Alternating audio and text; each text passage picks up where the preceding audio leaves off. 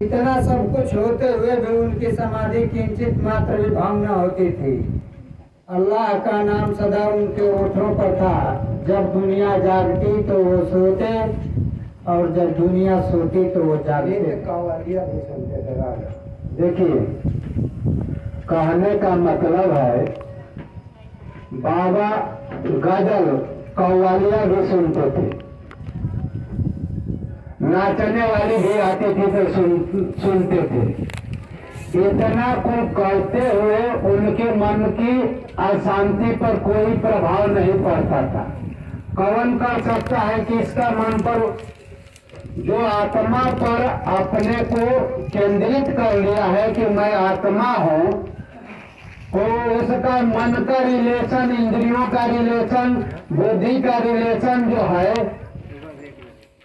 दूर हो जाता है। उसकी अशांति भंग नहीं होती है। जो शरीर के साथ है तो इंद्रियों के साथ है, मन के साथ है, तो वह व्यक्ति जो है वह प्रभावित हो जाएगा कि भाई बहुत अच्छा नृत्य हो रहा है, बहुत अच्छा नाचने वाली थी, बहुत अच्छा गाने वाली थी। जो आत्मा बन बैठा है उसको नाचने वाली, गाने वाली प्रभावित नहीं कर सकती है। जो मन के साथ जिसका रिलेशन है उसके मन को प्रभावित कर सकती है। समझ लीजिए, कहने का तात्पर्य है, कहने का तात्पर्य है कि एक दिन राम जसैलन कहता है कि जवन आत्मा करी वो खाई ना आदमी। सुना, एक आदमी के जवन आत्मा करी वो करी ना, कौन बात कर रहा। सुना, हाई आत्मा ये आदमी केवल चीज आत्मा के समझते नहीं कर, ऐसे कहता आत्मा के समझ नहीं कर पाओ। अरे भाई साफ कहा कि मन करी तो करी ना आदमी, आत्मा के तो जानते नहीं थे। तो कहने का मतलब है कि मन तो कहेगा कि भाई हम बहुत अच्छा 5 स्टार होटल में चले, बहुत से बहुत सुंदरियों के साथ रहो। मन कहेगा कि गलत करो, काम करो, तो तुम जो भी मन कहेगा वो करोगे। हर मन कहेगा कि बुरा कर्म करो तो आत्मा कह रही है, आत्मा कभी नहीं कहती है। मन गंदगी के साथ है तो गंदगी का वो चुनाव करता है। मन भक्ति के साथ रहेगा तो अच्छा चीज का चुनाव करेगा। मन अच्छी साधना करेगा तो अच्छा अपना इंप्रेशन क्रिएट करेगा। मन हमेशा बुरा में लगा हुआ है तो हमेशा बुरा में ही जाएगा। और मन कह रहा है, तुम आत्मा की को कह दे रहे कि आत्मा कह रही है कि भाई आत्मा जो कहेगी करूंगा नहीं। आत्मा बुरा कर्म कहेगी करने के लिए, आत्मा कभी नहीं करती।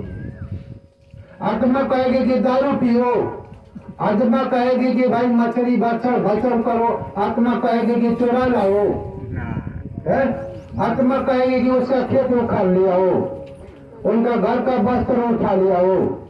ये आत्मा कभी नहीं कहती है।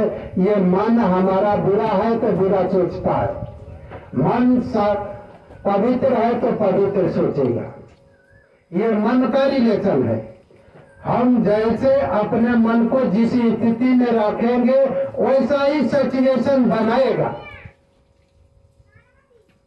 हम मन को अच्छा सिचुएशन में ले चलेंगे तो अच्छा करेगा, भक्ति करेगा, ध्यान करेगा, समाधि लगाएगा, कोई बुराई में एक पल के लिए सोचेगा नहीं। हमको ईश्वर को पाना है, हमको अपनी आत्मा को उद्धार करना है, ऐसा उसके अंदर ऊर्जा भरेगी। अब मन को बुरा में लगा दोगे, मन को छोड़ दोगे ढीला, तो वो गंदगी में जाएगा। तुमको ले जाना है। चलो, न उनके आश्रम का कोई निश्चय कर सकता था, न उनके कार्य प्राणी का अंत पा सकता था। कहने के लिए तो एक स्थान पर निवास करते थे, परंतु विश्व के समस्त व्यवहारों व व्यापारों का उन्हें भली भांति ज्ञान था। उनके दरबार का रंग ही निराला था। वे प्रतिदिन अनेक किंवदंतियां कहते थे, परंतु उनकी अखंड शांति किंचित मात्र भी विचलित न होती थी। कौन कह सकता है? वो विश्व के समस्त व्यवहारों का उन्हें ज्ञान था। किसको? जो आत्मा में रहता है, पूरे ब्रह्मांड का ज्ञान हो जाता है। उसको कुछ जानने की वजह से हम पंडित कहते हैं। समझ लीजिए, पंडित का मतलब होता है महाज्ञानी, उसको कुछ भी छिपा नहीं हो। ऐसा नहीं कि जात का कोई पंडित हो वो पंडित हो गया। ब्रह्म को जानता है, ध्यान धारणा समाधि लगाता है और ब्रह्म के साथ अभिन्नता प्राप्त करता है, वो ब्राह्मण है। ऐसा नहीं कि कोई जाति ब्राह्मण हो वो ब्राह्मण है। ये साधना की कर्मिक भूमियां है। भूमियों का नाम है क्षत्रिय, ब्राह्मण, क्षोत्र, वैश्य और पंडित। ऐसा नहीं कि कोई जाति को हम मान ले कि ब्राह्मण है, उस योग्यता को पहुंचा ही नहीं है तो ब्राह्मण कैसे हुआ? तो बाबा ब्राह्मण श्रेणी को उल्लंघन कर कहां पहुंच गए थे? महाज्ञानी, महापंडित अवस्था में, जहां परमात्मा तत्व रूप से विराजमान हो गए थे। वो व्यक्ति विश्व के समस्त सारों का ज्ञान है, पूरे ब्रह्मांड के सारों का ज्ञान हो जाता है। ऐसे व्यक्ति को ये साधना करने से ये अनुभूतियां आती है, जानते हैं।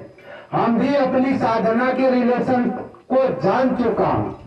मैं भी ब्राह्मण श्रेणी में ही साधना कर रहा हूं, ऐसी बात नहीं है। लेकिन और इसके आगे जाने के लिए हमको 1-2 जन्म लगेगा, कहां पंडित श्रेणी में जाने के लिए। हमको अभी एक अगले जन्म लेट हो गया तो अगले जन्म में ही पंडित श्रेणी में मैं पहुंच जाऊंगा। और थोड़ा बहुत एनी ओनी आन कान करने लगा तो काम गड़बड़ा जाएगा। थोड़ा लेट से हम साधना सदगुरु की पकड़ में आ गई तो हमको लेट हो सकता है, नहीं तो अगले जन्म में स्थिति मिलने वाली है। योगी जो है अपने आगे के और पाछे जन्मों का ज्ञान हो जाता है, साधना ही बता देती है। मेरी साधना ही बता दी है कि मैं 7 जन्मों से साधन कर रहा हूँ, 2 जन्मों से ब्राह्मण श्रेणी का साधना कर रहा हूँ। अगले जन्म में हमको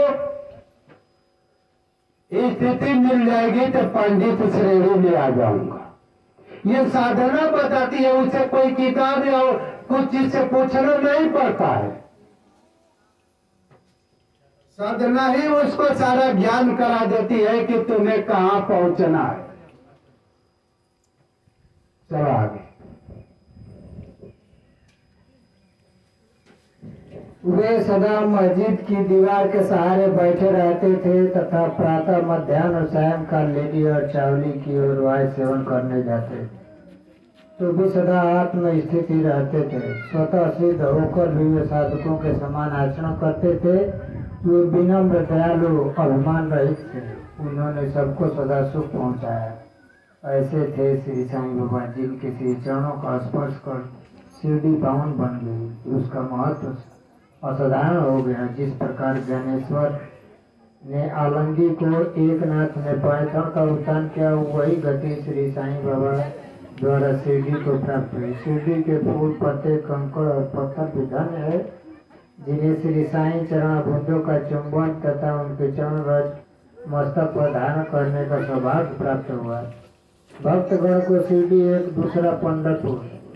देखिए, बाबा कहीं घूमते थे, कहीं जाते थे, उनकी अखंड शांति इसलिए नहीं भंग होती थी कि साधना के अंतिम लक्ष्य को प्राप्त कर चुके थे।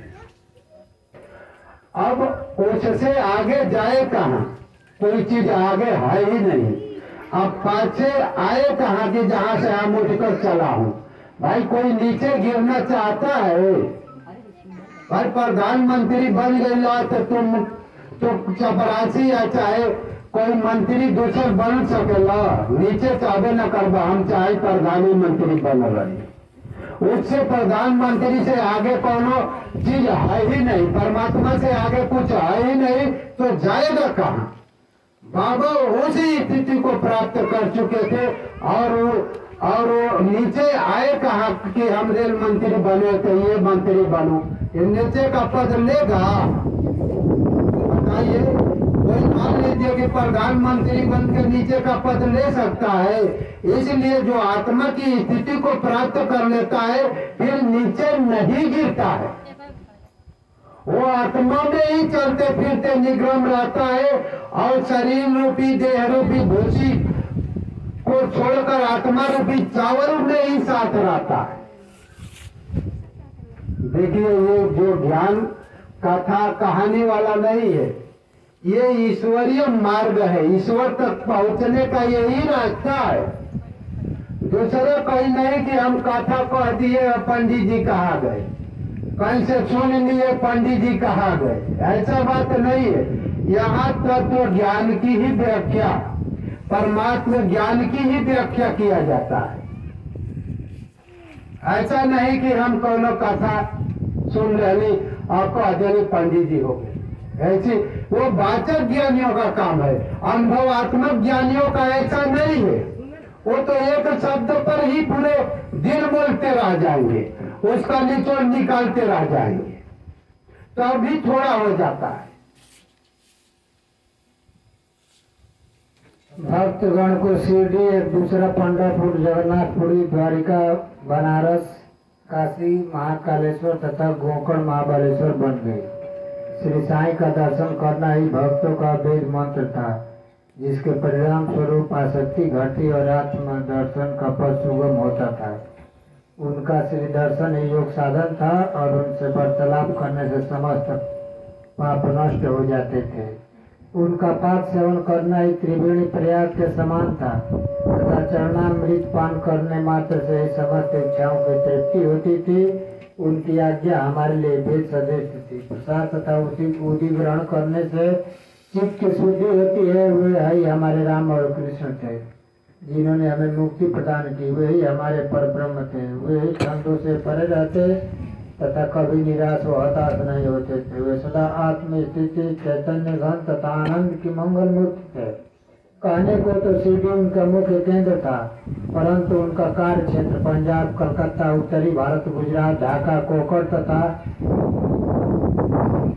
तक विस्तृत था। और श्री साईं बाबा की कीर्ति दिन प्रतिदिन चौर फैलने लगी और जगह जगह से उनके दर्शनार्थ आकर भक्त लाभ उठाने लगे। केवल दर्शन से ही मनुष्य, चाहे वे शुद्ध हो अथवा शुद्ध हृदय के हो, चित्त को परम शांति मिल जाती थी। उन्हें उसी आनंद का अनुभव होता था जैसे कि पंढरपुर में श्री विठल के दर्शन से होता है। यह कोई अतिशोक्ति नहीं है। देखिए, एक भक्त ने यह अनुभव पाया है। प्रेम से बोलिए श्री सद्गुरु साईनाथ महाराज की जय। बोले सद्गुरु साईनाथ महाराज की जय। मैंने अंत में यही निष्कर्ष निकला कि बाबा जहाँ रहते थे वो तीर्थ क्षेत्र बन गया। बाबा से बात करना ही त्रिवेणी और प्रयाग का दर्शन था। बाबा के चरणों में झुकना ही वेद मंत्र था। उसको चित्त की शांति मिल जाती थी। बोलिए सद्गुरु साईनाथ महाराज की जय।